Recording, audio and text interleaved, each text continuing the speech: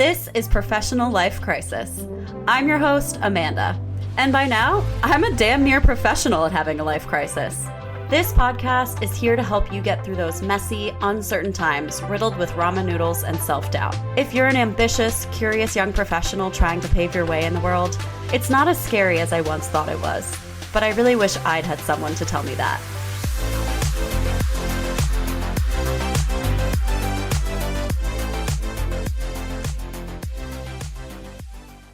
Justin, thank you so much for coming on this week's episode of Professional Life Crisis. I am really excited to chat with you and sort of bring things full circle for us. I feel like we initially became friends because we were playing in the same sports league. But what really solidified our friendship was we had to sit down one night talking about consulting because we were both in the field at the time. And it wasn't that common, like within our sports league, to encounter other people who were in consulting or even in like very corporate professions. And so I'm excited to just hear your perspective all about your career, what you were doing before consulting, and how your consulting career has shaped up. I am so curious for us to dive into this because I think even people who work in consulting have very, very different experiences depending on what practice they're in, what kind of projects they're supporting, what industry they're in, like what's their vertical.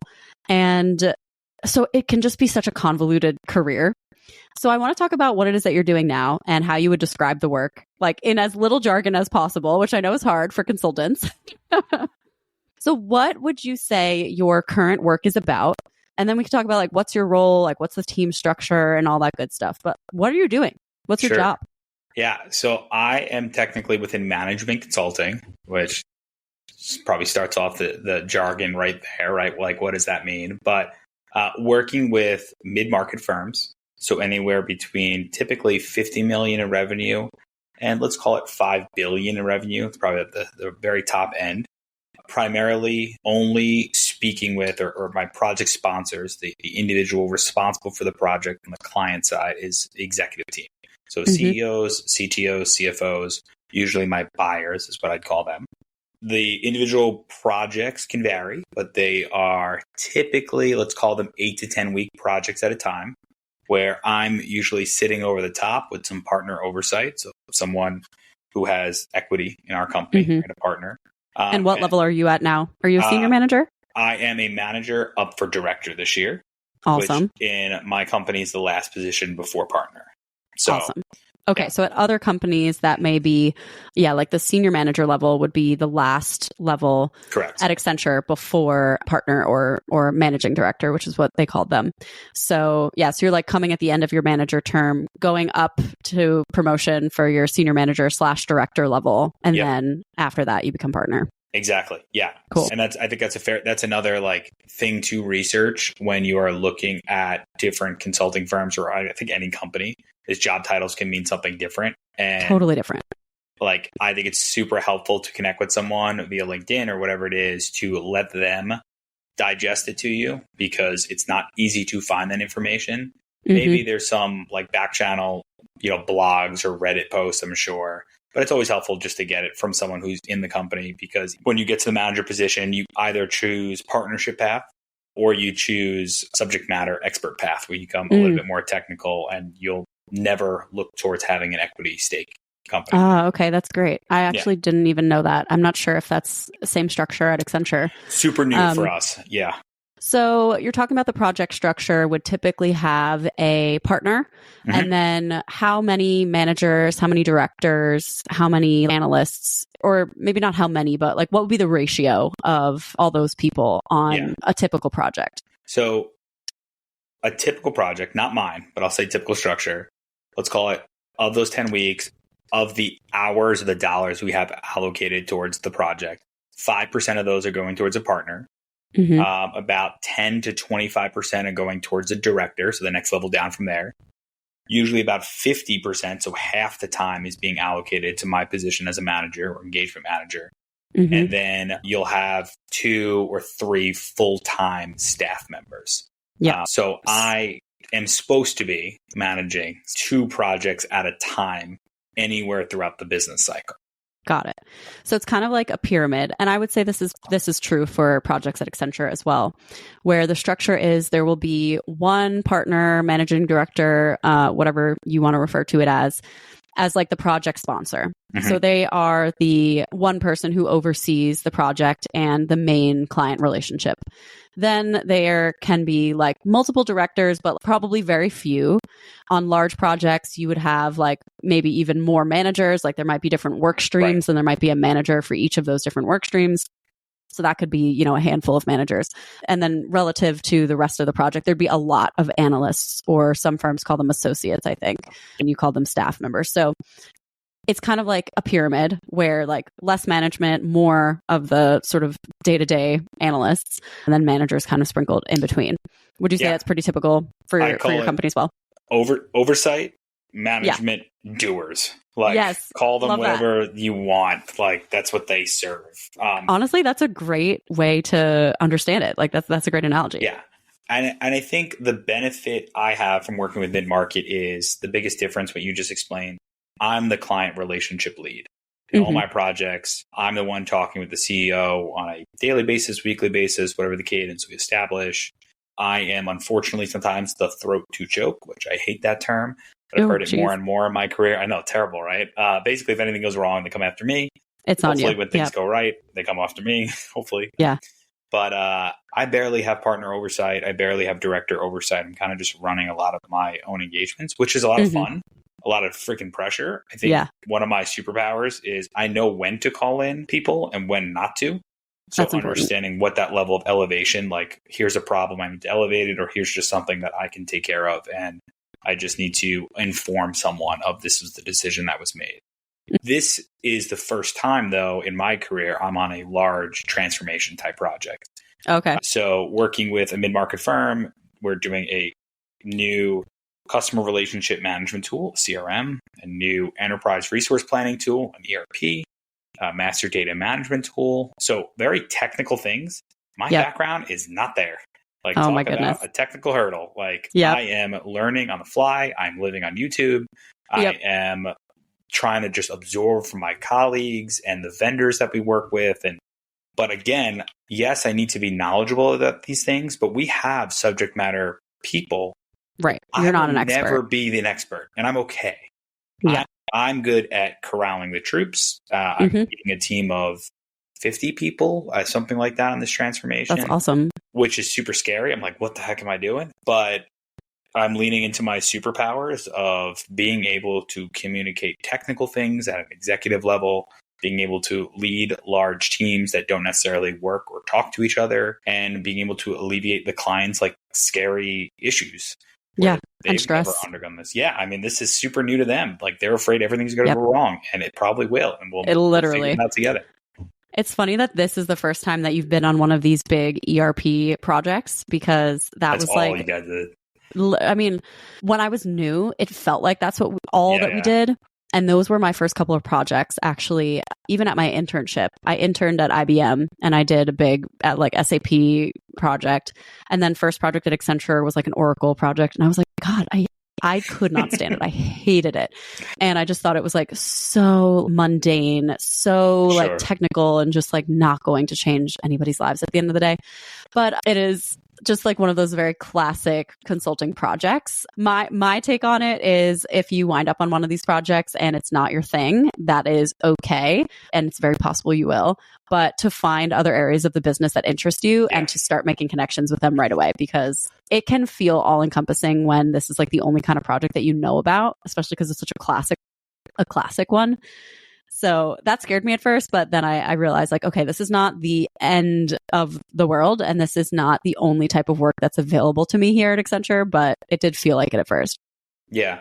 I will say, like, because this is my first of these, we've probably had very different experiences where, like, at the end of the day, I'm not really doing the work. Because you're at the manager level now. Summarizing it, communicating it up. Right. So I enjoy I was an intern and an analyst, so I was doing like the bitch work. And I appreciate you. I have a bunch of you guys on my job, right? I do think this is like healing my past traumas. Thank you. Yeah. We eventually get to that point, right? The traditional work that I do, we do what we would call strategy, which is such a buzzword in today's world. Yeah. But my projects are typically the biggest decisions our mid-market companies will make.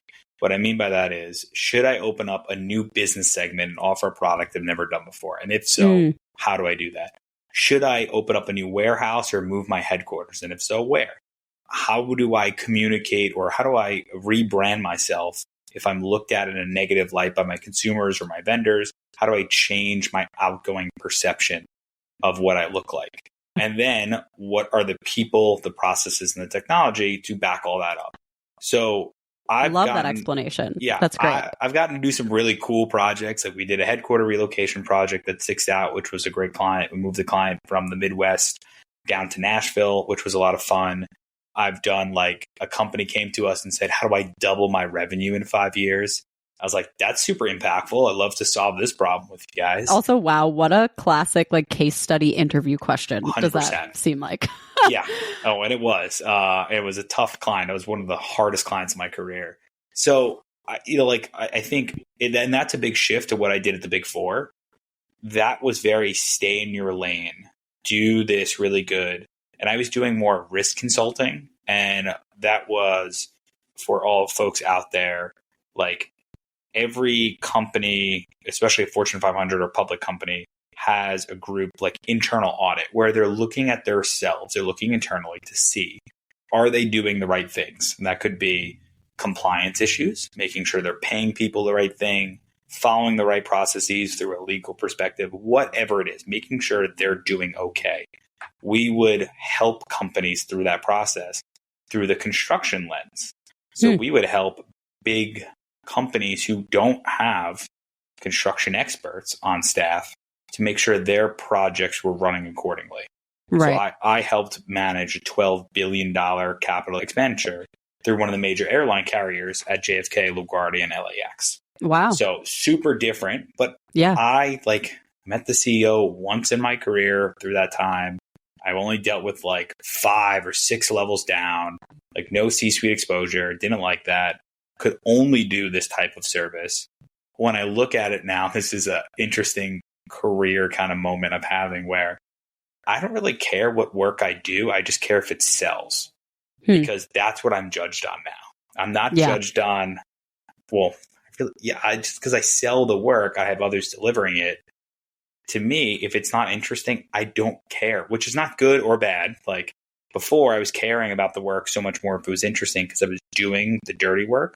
Now I care about the client relationship. I care about if we're delivering the broader perspective on things. So it's just interesting, like a couple of years in your career makes and what you care about from your daily work. True. Yeah. And I think once you get to the manager level, and for me, I kind of have a little bit of insight into this. I think I was only at Accenture about 6 or 8 months after making manager. So it wasn't like a very long experience that I had. But at the manager level is where they start expecting you to sell. And I think at Accenture, it was not until the senior manager level when you started to have like kind of like a sales quota or like some expectation about sales numbers. But at the manager level, they're making sure that you are actually building the relationships with the clients and you are able to sell more work through the existing work that you're doing. And then that expectation only increases and becomes more formal as you get to that senior manager or director position. I'm curious to hear your take on the manager level, because I remember when I was an analyst or a senior analyst, I had a manager who, she was lovely. She was hilarious. And she said she thought that the manager level was the worst level to be at the firm, because when you are a manager, it's kind of like your work expectation is like shaped like a V. And it's like you have crap coming down one side from like the partner and the senior manager being like, hey, can you handle this? Can you do this? Can you sell this? Can you close this deal? Whatever. So you're doing all of those things that are coming from that side. And then analysts are like reporting up to you. So like, hey, can you like check my work? Can you give me feedback? Can you this and that? And then you're like getting all the crap at the bottom. Yeah. And I thought that was such a funny explanation at the time. And though it was short-lived, I did start to see that coming to fruition with my time as being a manager. You're kind of like everything to everyone. You're like stopping the shitstorm from like going any further up the chain. And at the same time, you are like taking all of the responsibility and the commands like from down the chain. So how do you feel about being a manager? Do you experience that?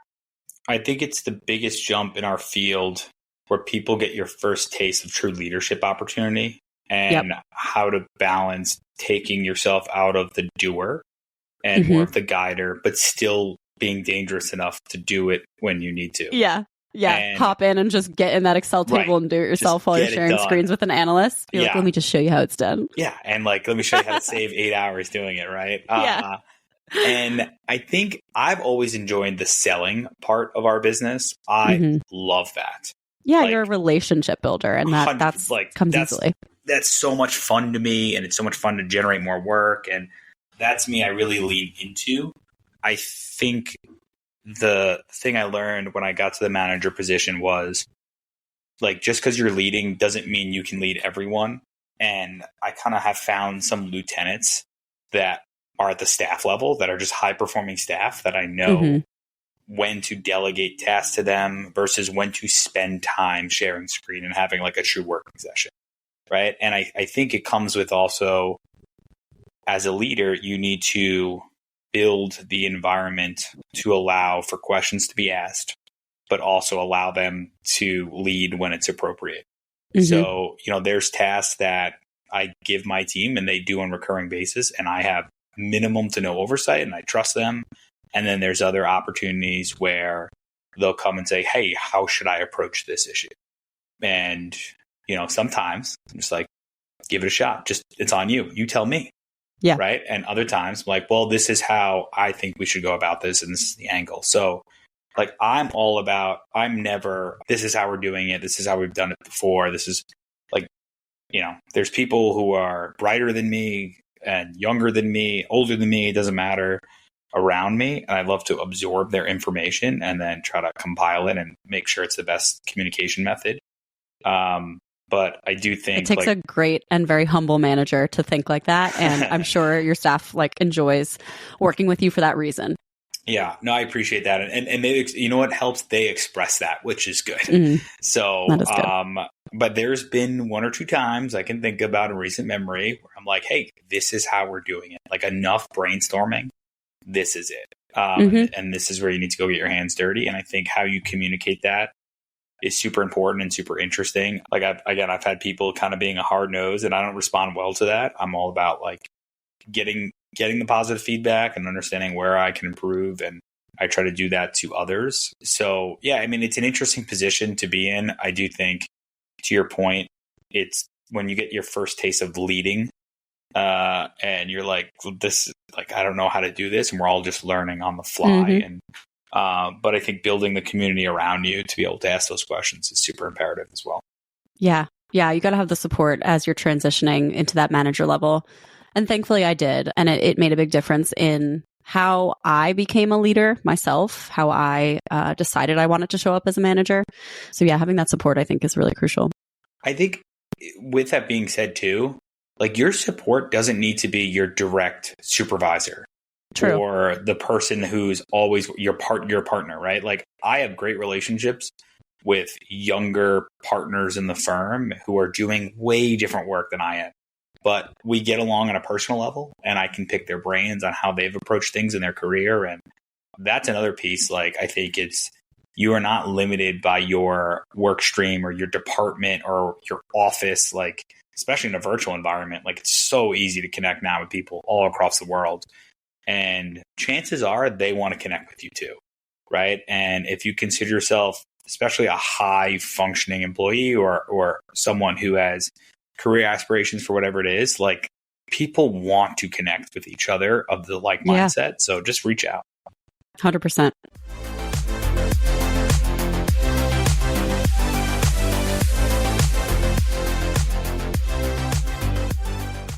So what do you think your possible exit path is? Do you think you're going to stay in consulting forever in some way, shape, or form, whether that's at the same firm or in a different practice? Or do you see consulting as another one of those stepping stones to get to some other outcome? If you ask me today, I think consulting's the path. Ask me tomorrow, who knows? I don't think I'll ever go back to industry in the truest sense. I think the only way I would go to an industry type position is for like an executive, CEO or whatever that position is, a leadership position, super high up in a company, and be able to drive a business. I do think what helps with me is working with our social sports organization that you and I are part of. I get to lead and like be a part of a business, a small business in a different way. So it kind of satisfies my appetite for being in control of revenue and how we get people in the door and what we do with that money. And like running a business with my friends and my colleagues helps me feel that void of that consulting. Sometimes you just make your recommendations and then you leave and you're like, I hope everything works out. Right. I struggled with that so much. So that's such a great point that you're able to get that experience and to feel that connection to the end result through working on social sports. Yeah. And it doesn't have to come from your main day job. Like all the satisfaction that you get from work doesn't have to come from what you do 9 to 5. And I've learned that too, that sometimes for some seasons of life, work can just be work, and maybe you're passionate about it to a certain extent, but then maybe something outside of work gives you those other experiences that really make you feel well-rounded. And so I think that makes sense. Your perspective on feeling fulfilled, it definitely makes sense to me after getting to know you and also knowing what the consulting world is like, and that so much of it can feel a little bit, I don't know, a little bit empty, or you kind of feel like sometimes your work goes out into the void because you don't know what happens after you make the recommendation and leave. So that's wise. That is definitely wise. So, okay. So for now it's consulting. Tomorrow, who knows? But for today, you think continue on the path. Yeah. And I think like this might sound cynical, but I like money, and consulting it's fucking important. Pays pretty well. It has a decent work-life balance, especially as the higher up you go up. It's not as crazy as some other lucrative, high-paying professions. I still find it very challenging mentally. I find as my career has progressed, with the more leadership opportunities, I get to do more impactful things internally. Like if money wasn't on the table, I would not be doing this for like full stop. But it is a like low risk, high paying, I can provide for my family. And that's super important to me. And personally, I've never had a dream or a passion. So I never felt like my dream has been to provide for my future family. And this field is allowing me to do that. And that's what I need. We could do an entire separate episode on this. And I'm actually doing another episode this upcoming month about what gives people job satisfaction. Cool. And I think for a long time, I was really caught up with this idea of having a dream job, and I didn't know why I didn't have one, or like why, like I can't figure out what it is. What would I do, if I could just spend every day doing this thing if I didn't, need money? I didn't have that thing.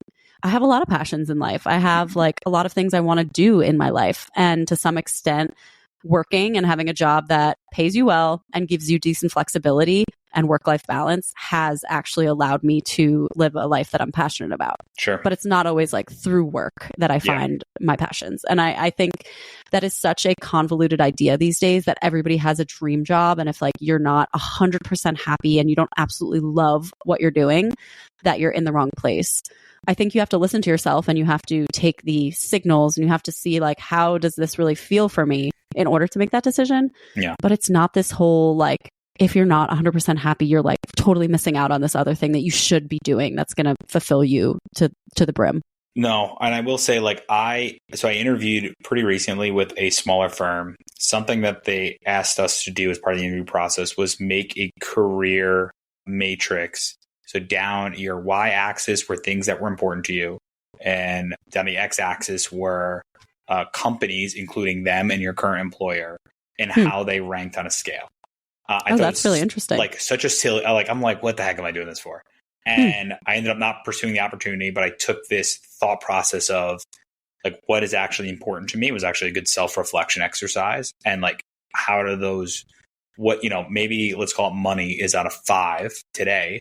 But maybe, a few years from now, that's at a 3 and something else jumps up. And to give those self-reflection exercises every few years in your career on just where your personal life is, your professional life is, spiritual life is, I think it's worth exploring. Yeah.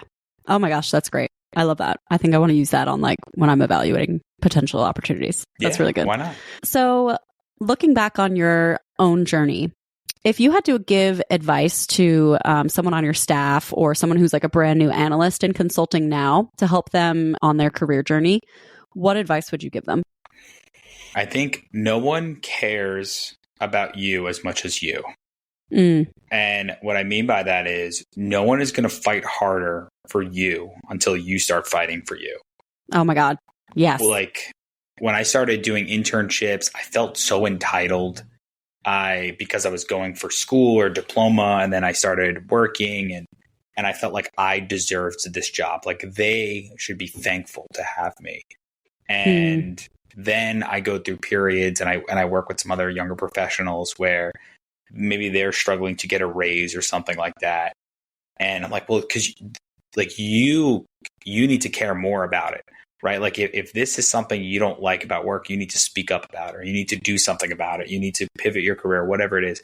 Like care about yourself as much as you can. And that, and that could be recognizing that a job is not good for your mental health and like pivoting that, right? Or it could be, I want more money and what do I need to do in order to get that? And I don't mean you have to do it by yourself. Like you can go enlist help. But if a young professional comes to me and says, I need help with my resume, that's not enough energy or desire for me to come and help you. Like come and give me 3 different templates. Tell me what the positives and negatives of each are. Tell me what roles you're going for and why these, like care more about you. So then I am now on board. I'm on your team. Like enlist me as part of your team. Oh, I love that. Yeah. You got to be the captain of your own ship. Yeah. And you have to advocate for yourself. I think especially growing up as a young woman in corporate America, you have to be your own best advocate. And like you said, hopefully you find those champions along the way and you can enlist in help from other people to help you get to those next steps. But you got to drive it. You got to be the one in the driver's seat. Yeah. And I think learning the balance when you present that we versus I, like we're taught to always say we, like we did this, and 100% everything we do in our career is always gonna be a team effort. Right. But like not when you're interviewing. Yeah. I mean, like if you are talking yourself up or advocating for yourself, it's okay to say I. It's okay to say like I accomplished this. And then maybe there's credit along the way that you give. But I think that's something I'm trying to be less humble as my career develops, which is weird for me. Yeah. Because I don't think I do anything alone. But to say I've accomplished this and these people have helped me along the way is okay to say as well. Yeah. Go work for a startup and then you'll be able to say plenty I statements. I have done so much more as a solo, like individual contributor. And when I say individual contributor, I mean like solo individual contributor than I ever did in consulting, where I feel like it was so much more of a group effort back then. But yeah, I totally get what you're saying. And we're taught to be humble. We're taught to not have an ego. Right. And I think all of those things serve you well when you're meeting new people and you're networking. But eventually when push comes to shove and you're interviewing, you really do want to show that confidence and that competence as an individual person and contributor, and not just like, well, we vaguely did this and I can't really identify any of my own solo contributions. That's super important to be able to pull out. Yeah. You just said it. Don't have an ego, have confidence instead. Yeah. Right. Yeah, like that's the key. Exactly. That's awesome. Okay. This has been an amazing conversation. This is just, I think, really showed a lot of light on what the consulting career is like. So thank you for all of that. So we're going to do lightning round questions. Are you ready? Let's do it. Okay. The first question is, you can use 3 adjectives to describe yourself at the beginning of your career. What would they be? Okay. Curious. I'm going to go with unaware. I'm not sure if that's technically an adjective, but we're going to count it anyway. Yeah. And I guess just scared. Yeah. Yeah. I don't know. I think many people will relate to that. At least. Yeah. What's taught you more, your failures or your successes? My successes, because I think I've found through that what makes me successful is the way I will continue to be successful. And to lean further into that. So instead of putting Band-Aids on my failures, I've learned from them, but then I've realized some of those failures will always be. And I just got to really lean into my strengths instead of trying to cover my weaknesses. Yeah. I love that you've brought that up because I think there's different schools of thought about that, whether it's like go work on your weaknesses and make yourself more well-rounded or lean into your strengths. And when I started getting the advice about leaning into my strengths, I was like, oh, yeah, this makes so much sense. Why shouldn't I just like go further into what I know and what I have confidence in and what I feel good about doing? And there's always going to be like minor weaknesses along that way. But if you're really leaning into your strengths, then I think things just come so much easier and more natural to you. Yeah, I think with the weaknesses, for me, I just surround myself with the people who are strong in my weaknesses, like build the community around me. Yeah, that's why you need a team, right? Everybody brings different strengths. That's great. And thank you for giving the non-traditional answer. Most people on the podcast say failures, and I'm really happy to have had a very meaningful conversation with someone who said successes. Cool. All right, last question that I feel like I already know the answer to, but passion or paycheck?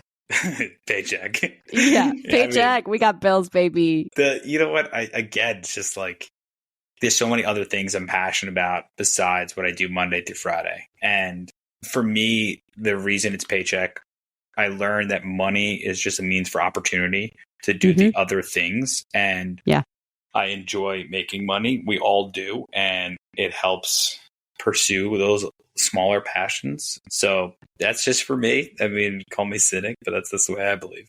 No, I totally understand that. My answer is also paycheck for like slightly different reasons. But yeah, I think one, paycheck allows you to go after your passions outside of work.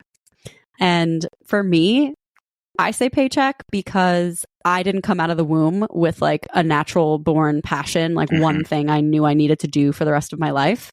And so actually it's through other work experiences. It's through like, oh, I did this one thing and I realized that I actually really enjoyed it. And then I leaned into it and I did more of that. And I found something new that I was passionate about through working. Yeah. So I'm also all about paycheck. Also, we love money. We got mortgages to pay. Like this is no joke. So that's it. Today's world is tough. I get it. The world is tough. The world is tough. The bills are not going to pay themselves. This has been an amazing chat, Justin. Thank you so much for coming on the podcast. I'm really glad that we got to both do episodes on each other's podcasts. Yeah. Justin has a podcast as well, and I was just recently on. So Justin, if they want to find that podcast, how can they check it out? Where can they find you?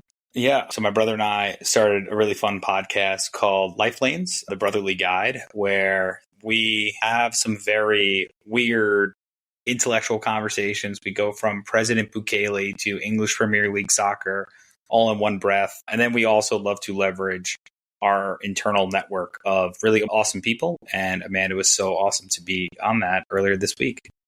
So yeah, you can find that wherever you are listening to this podcast. And they have a super cool logo. So I highly encourage you check it out, listen to our episode, and go support Justin and his brother on their podcast adventures as well. So that's all for today. If you enjoyed this episode of Professional Life Crisis, I would love it if you would leave it a 5-star review anywhere you're listening. It really helps out the podcast to be discovered by new people. Thanks, everyone. Catch you in the next one.